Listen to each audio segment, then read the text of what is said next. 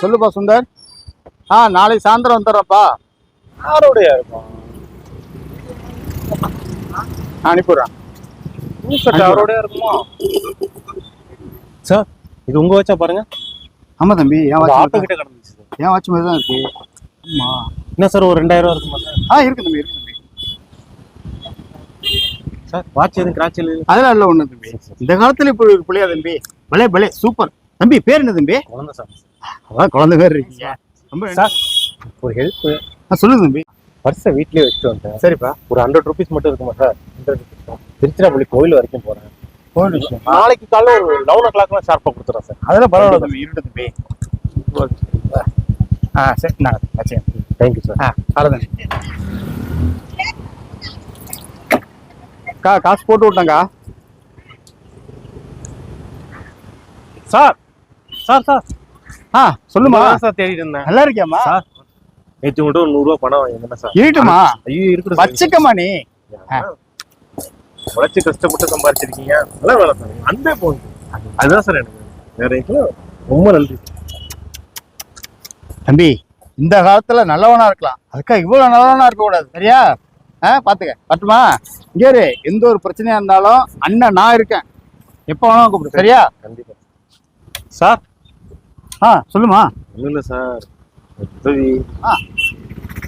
பாப்பா பஸ் ஸ்டாண்ட்ல நிக்குது. சரிப்பா. எக்ஸாம் ஃபீஸ் கட்டணும். சரி. ஆர்ட்டு கேட்குதுன்னு தெரியும்.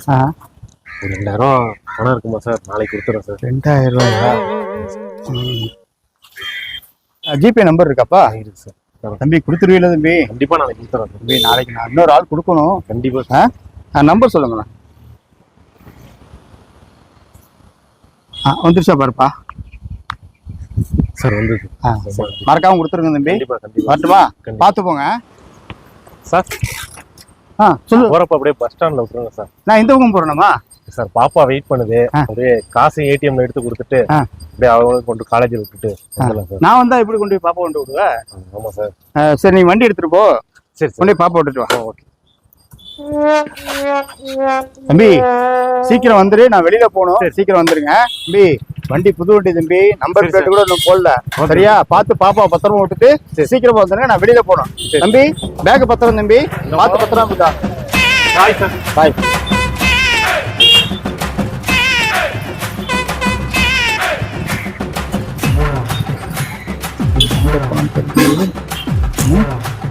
நீ வேற ஆயிட்டு அவன் வேற வெயிட் பண்ணிட்டு இருப்பானே.